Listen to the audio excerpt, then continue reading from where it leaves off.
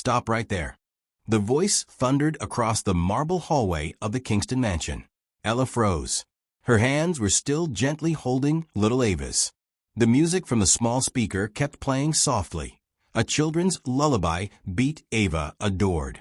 Ava, the billionaire's 7-year-old daughter, couldn't walk without support. She struggled with balance, and most days she barely smiled. But right now, right here, she was laughing. A bright, pure giggle that echoed beautifully. And Ella, the 24-year-old cleaner, was spinning slowly with her, helping her move to the rhythm like a soft, floating dance. But the moment that voice hit, everything stopped. Richard Kingston, the billionaire CEO, stood at the doorway, cold eyes, expensive suit, and a reputation for never letting anyone near his daughter without permission. Ava held Ella tighter. "Daddy, don't be mad," she whispered.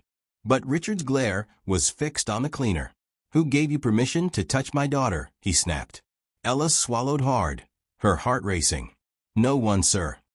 She was feeling lonely. She asked me to play music with her, and—" "You're a cleaner, not a nanny, not a therapist, not family." His words sliced the air. Ava's smile faded instantly. The room felt colder. The giant chandelier above them cast long shadows across the marble floor. Even the music, still playing softly from the little speaker, felt out of place, too innocent for the tension swirling in the air. Ella slowly let go of Ava's tiny hands. They trembled as they fell to the child's sides. I'm sorry," she whispered, lowering her eyes. "I didn't mean to cross any boundaries." Richard stepped forward, his polished shoes clicking sharply on the floor. "You didn't mean to," he repeated, voice thick with controlled anger. "This is my daughter. She is fragile. She requires professional supervision. What if she fell? What if you hurt her?" Ava tugged at her father's sleeve. "Daddy, she didn't hurt me. She helps me stand. She helps me laugh." But Richard didn't look at her. His focus stayed locked on Ella, as though she were some threat that needed to be removed immediately. "Pack your things," he said coldly. "You're done here." Ava gasped. "Daddy, no. She's my friend." Richard flinched for half a second at the word friend, but his jaw tightened again. "Enough, Ava." Ella felt her throat close. Inside her chest, panic curled like smoke. She couldn't afford to lose this job. Her mother was at home, sick, barely able to leave bed. Medication wasn't cheap. Rent wasn't cheap. She had already taken double shifts, skipped meals, given up everything just to keep them afloat. And now, because she tried to brighten a lonely child's day, she was being thrown out. "Sir," she said quietly, fighting back tears. Ava was struggling to reach her walker. "I only offered my hand. She asked me to dance with her. I didn't force anything." "You still broke the rules," Richard snapped. "But she was happy," Ella whispered. Richard's eyes hardened. "Happiness isn't your job." Ava's little chest rose and fell quickly. Tears gathered in her eyes. "That's not fair," she cried, her voice cracking. "You're never here. You don't know what makes me happy." Her words struck the billionaire like a slap. He stared at her, his own daughter, as if seeing her pain for the first time. But instead of responding, he turned back to Ella. "I'll have the head maid escort you out." Ella nodded weakly. She reached out, brushing a strand of Ava's hair gently. "I'm sorry, sweetheart," she whispered. "I never wanted to cause trouble." Ava grabbed her hand tightly. "Don't go," she begged through tears. "Please. You're the only one who plays with me. The only one who talks to me like I'm normal." Ella's heart broke. But Richard's voice cut through the moment again. "That's enough." The head maid, Mrs. Lottie, hurried in. Her face said everything. Fear of Richard, sympathy for Ella, helplessness for little Ava. "Ella," she said softly, "come with me." Ella turned, but Ava's tiny fingers were still clinging to her shirt. "Please don't let him send you away," Ava cried. "I don't want to be alone again." Ella knelt down in front of her, fighting the ache in her chest. "You're never alone, Ava. You're brave. You're strong. And no matter what happens, you'll always have someone who cares about you." Ava sobbed harder, her small body shaking. Richard shifted uncomfortably, the slightest crack appearing in his stone-like expression. He didn't like seeing his daughter upset, but he hated losing control even more. Ava, he said firmly. Stop crying. But she couldn't. Because this wasn't just about losing a cleaner.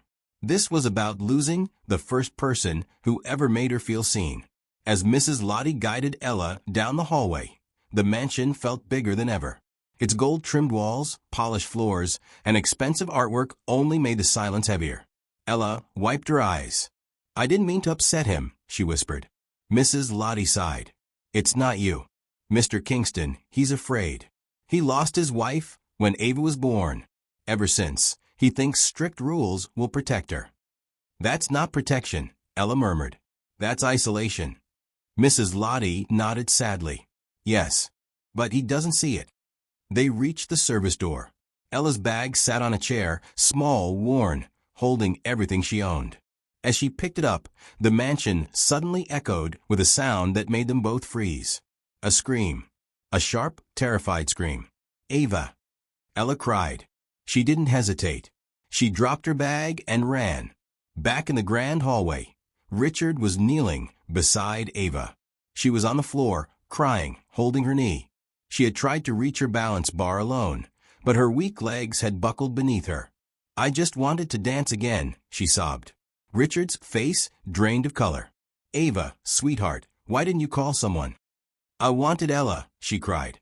You took her away. Ella rushed to her side with trembling hands. Ava, I'm here. It's okay. I've got you. Ava reached for her instantly, clinging to her neck. Richard stared at them, at this cleaner who broke his rules, and his daughter who broke without her. For the first time in years, his voice faltered. I didn't realize. Ella looked up at him, tears on her cheeks. She doesn't need perfection, sir. She needs connection. Ava nodded against her. I need her. And in that moment, the billionaire finally understood what he had truly been protecting his daughter from. Not danger, but happiness.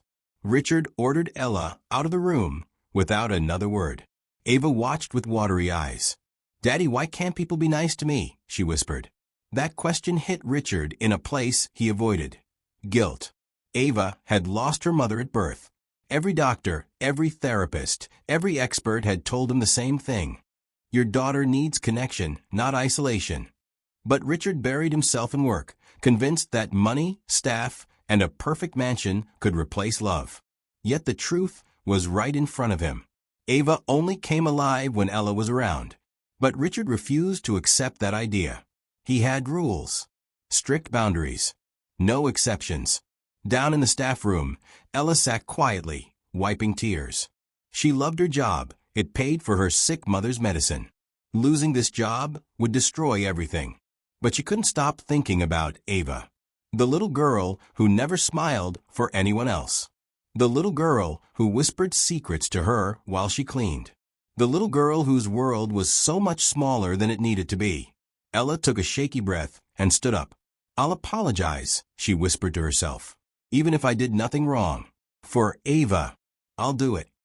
But right as she stepped into the hallway, she heard something collapse upstairs. A heavy thud. A scream. Ava. Ella didn't think. She ran. Her shoes slapped against the stairs as she took them two at a time. The polished banister blurred beside her. Her heart hammered against her ribs, each beat louder than the last. Somewhere above, she could hear muffled footsteps, frantic voices. Ava, she cried again, louder this time. She reached the top landing just as Richard swung open Ava's playroom door. His face, usually hard and unreadable, was twisted with a fear Ella had never seen before. Ava was on the floor, her small body curled inward, one hand gripping her knee, the other reaching for support she couldn't find. Her walker was tipped sideways. A stuffed rabbit lay crushed beneath it. I slipped, Ava sobbed. I wanted to practice walking like when Ella holds my hands. Richard's entire body seemed to freeze. His daughter's pain, her trembling lips, her desperate attempt to be strong. It all crashed into him like a wave. Ella pushed forward, breathless. Oh, sweetheart, she whispered, kneeling beside her. It's okay. I'm here. Ava reached for her instantly, clinging to Ella's shirt like a lifeline. Richard's gaze flickered between them, confusion, anger, helplessness, all swirling in his eyes. Why were you practicing alone? He demanded. But the question wasn't anger. It was fear. Ava hiccuped through tears. I wanted to show you that I can do it. I wanted to make you proud. Her voice cracked on the last word. Richard's throat tightened. You always say I need to be strong, she continued. Strong girls don't need help. But I do. And Ella helps me. She makes it fun. Ella met Richard's eyes. For the first time, he didn't look like a billionaire. He looked like a father who had absolutely no idea how to fix what was broken. And it terrified him. Ella gently examined Ava's knee. It's not broken, she said softly. Just bruised.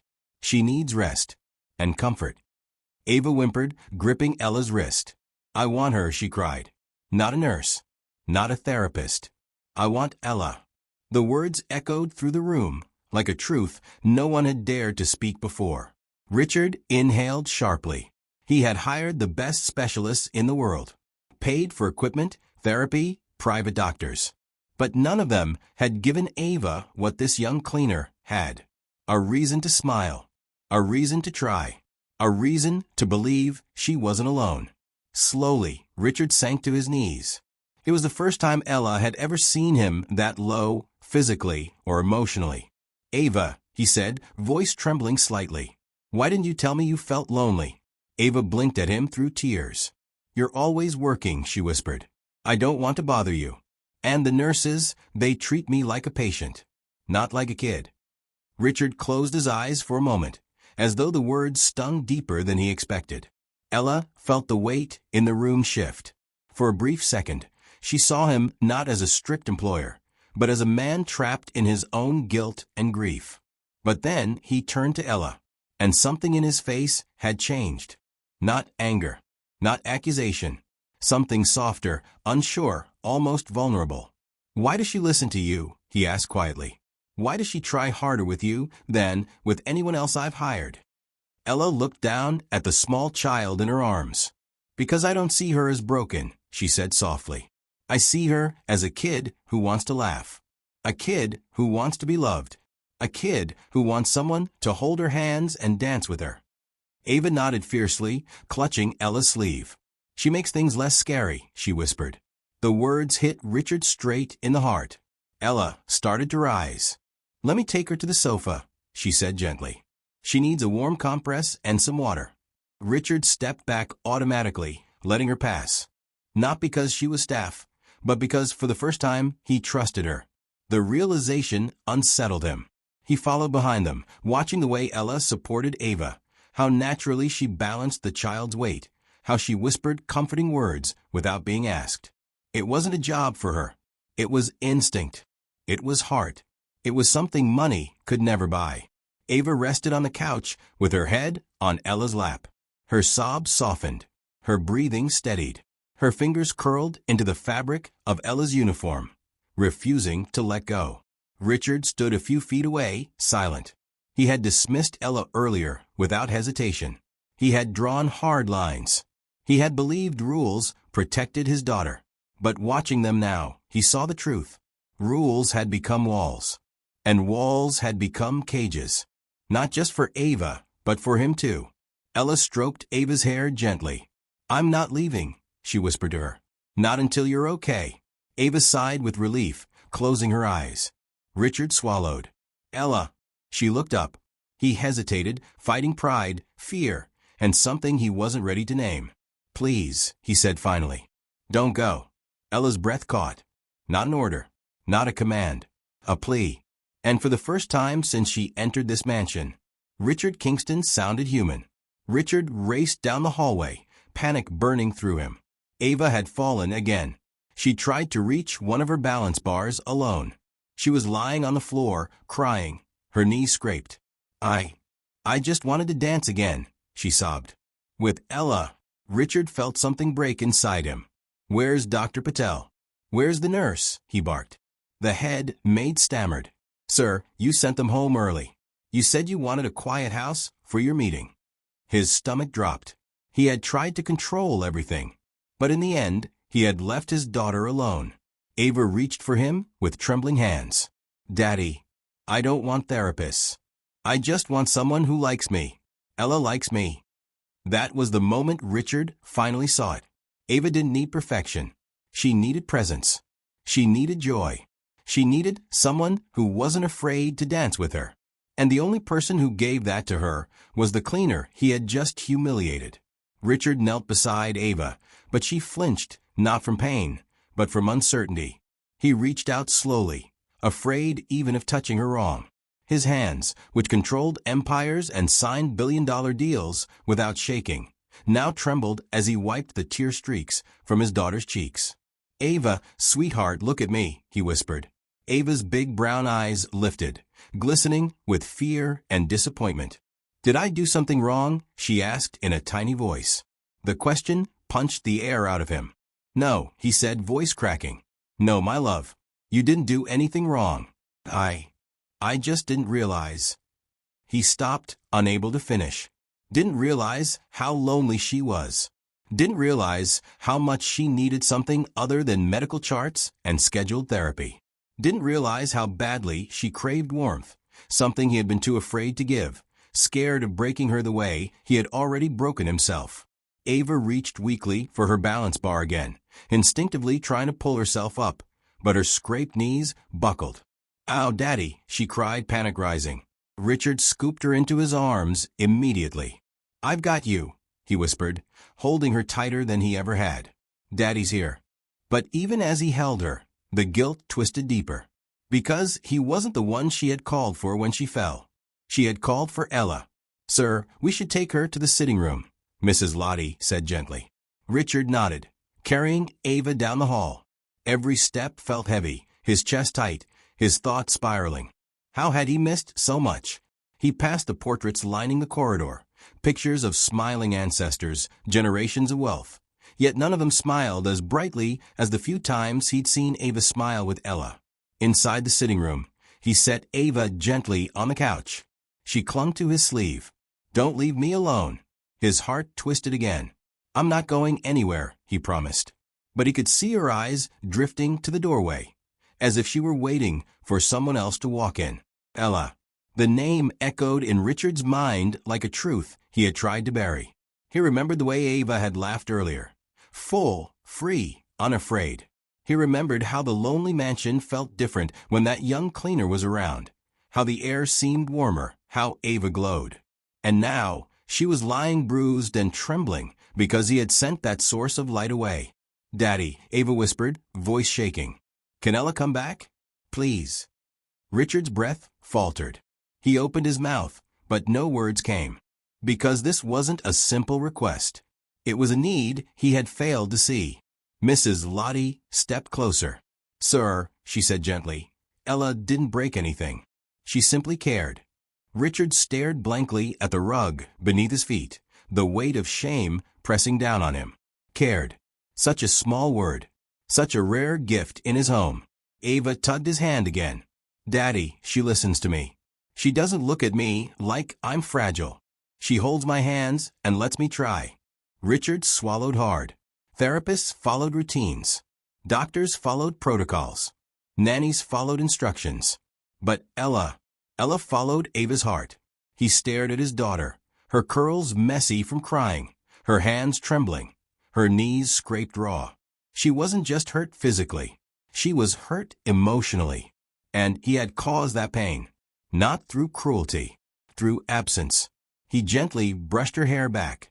"I'm so sorry, my sweet girl," he whispered. "I didn't know you felt this way." Ava sniffled. "I didn't want you to be mad.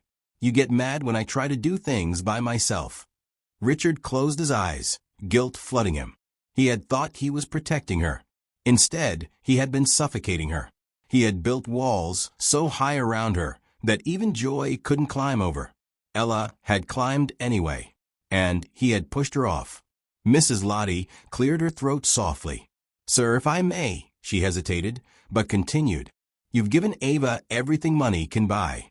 But Ella gave her something none of us could." Richard lifted his head. "And what is that?" he asked quietly. Mrs. Lottie smiled sadly. "Courage." The word struck him like lightning. Courage to stand. Courage to try. Courage to laugh. Courage to dance.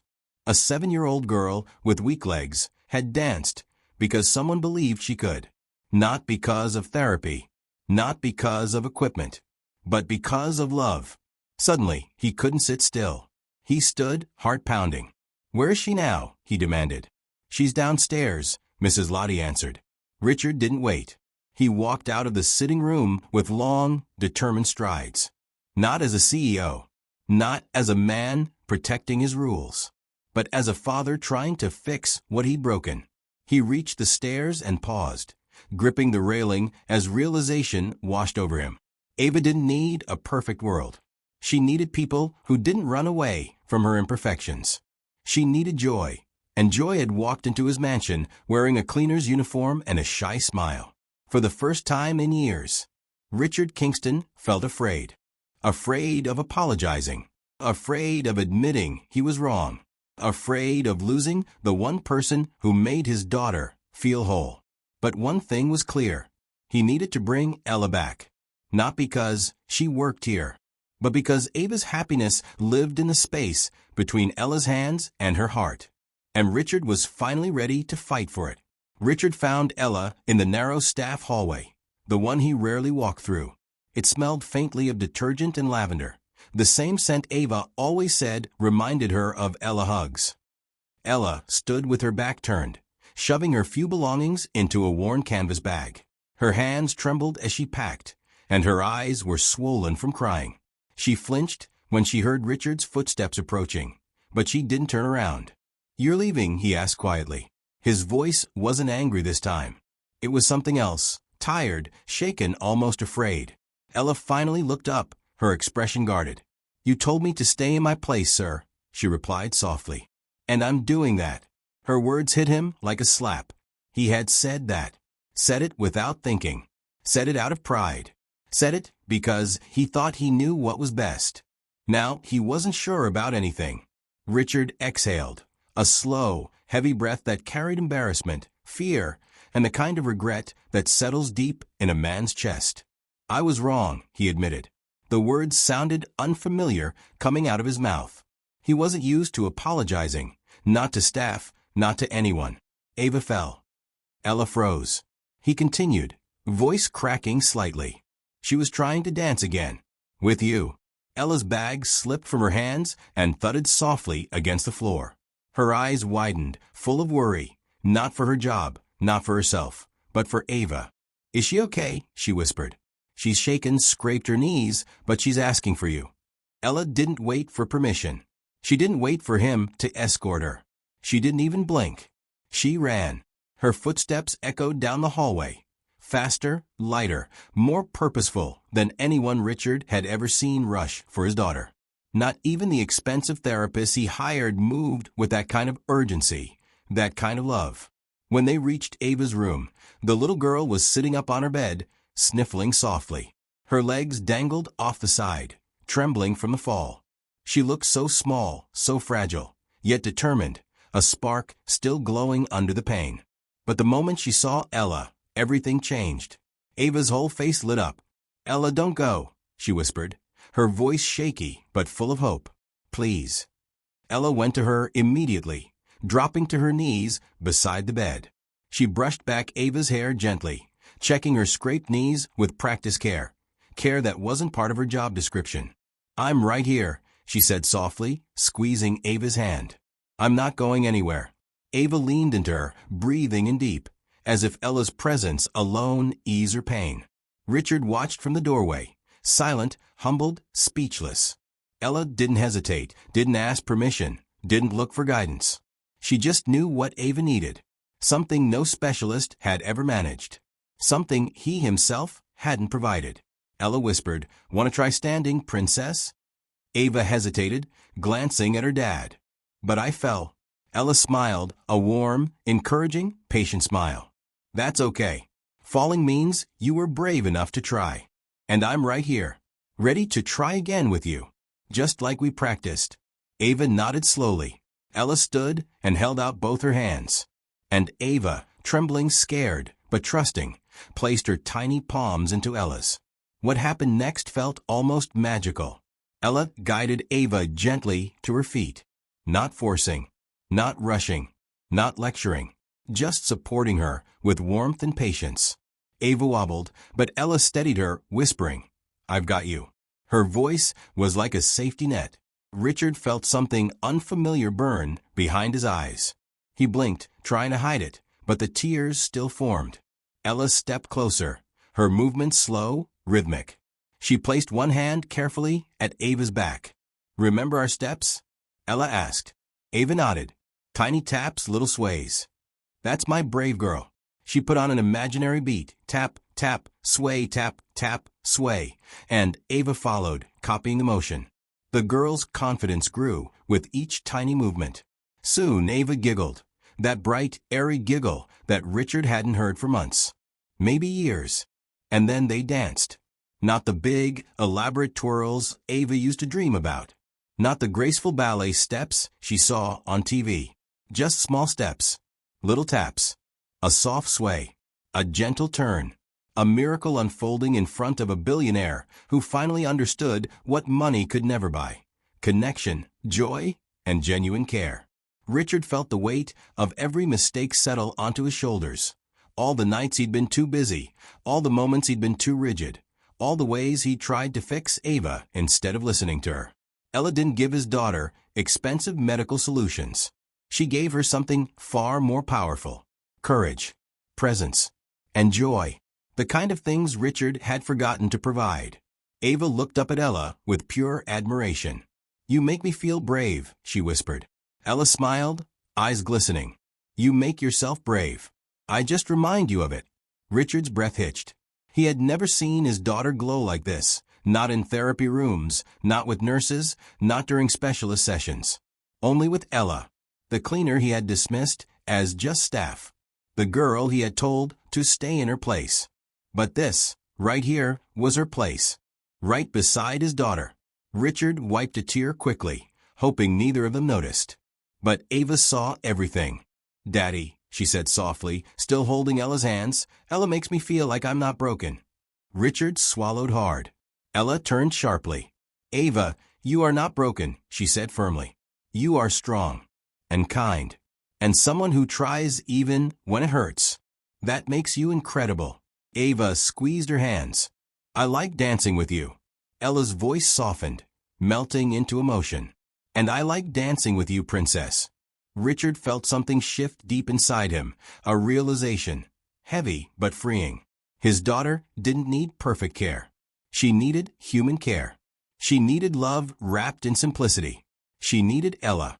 And for the first time in a long time, Richard lowered his head and whispered, "I'm so sorry." The next morning, sunlight filtered gently through the mansion's tall windows, casting golden stripes across the polished floor. For once, the house didn't feel cold or intimidating. It felt still, hopeful, like something important was about to happen. Richard stood in his office, pacing slowly. His hands were clasped behind his back, but his eyes kept drifting toward the door. He had spent most of the night awake, replaying everything he witnessed: the fall, the dance, Ella's kindness, Ava's laughter. A billionaire was used to solving problems with money, but last night showed him something money couldn't buy, earn, or replace: a heartbeat, a human connection, a miracle disguised as a cleaner. And now, he needed to make things right. When Ella finally knocked on the door, it was hesitant, almost fearful. "Come in," Richard said. She stepped inside, clutching her hands together.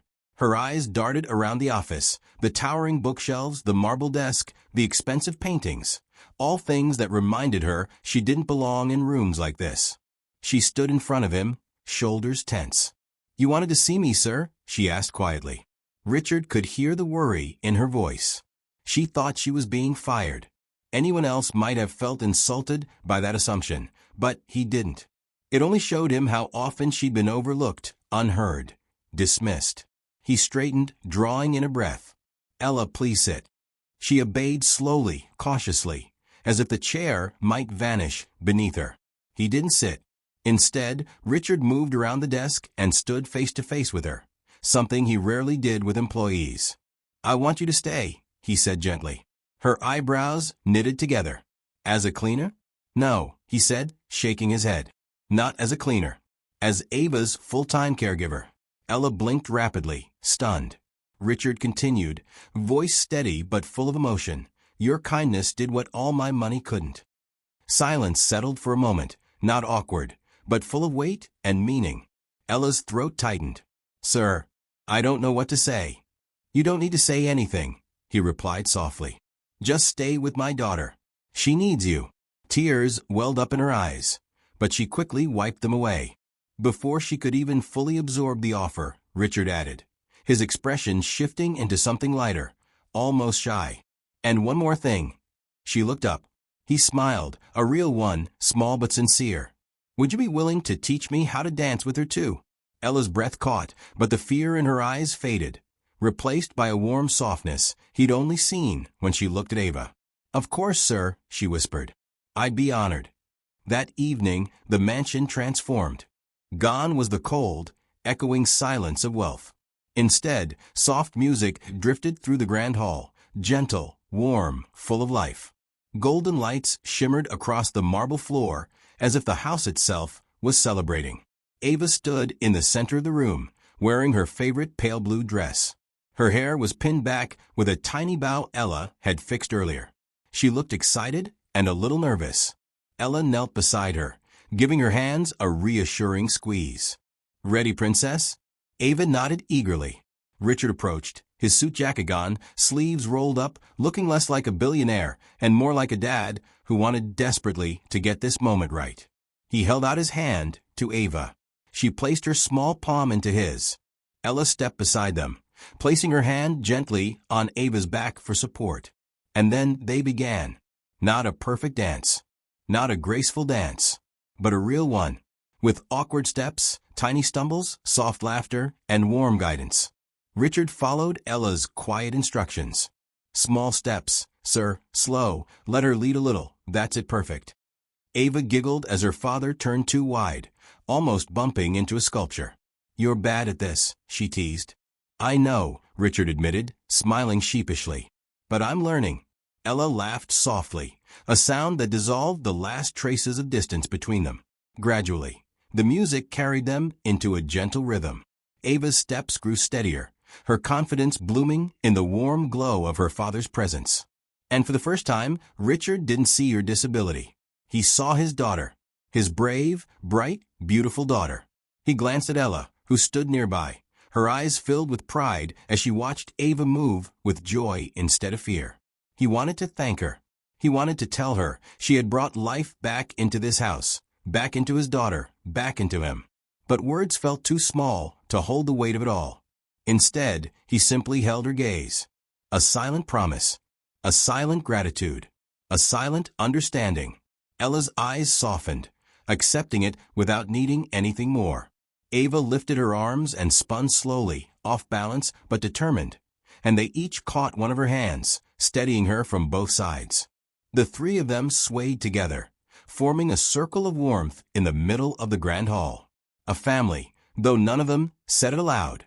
Ava's laughter rose again, pure, bright, fearless.